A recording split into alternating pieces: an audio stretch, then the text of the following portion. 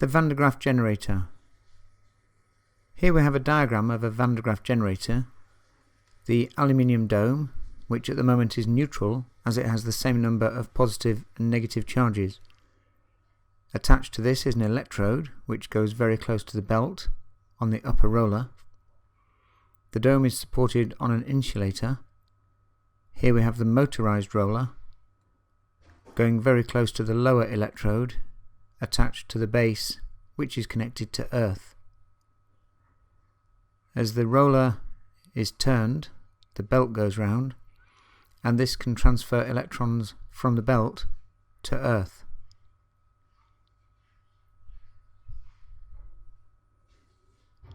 The belt has removed electrons, making the dome positively charged.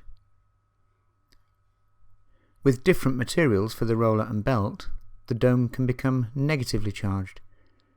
Now, the belt draws electrons from earth and deposits them on the dome.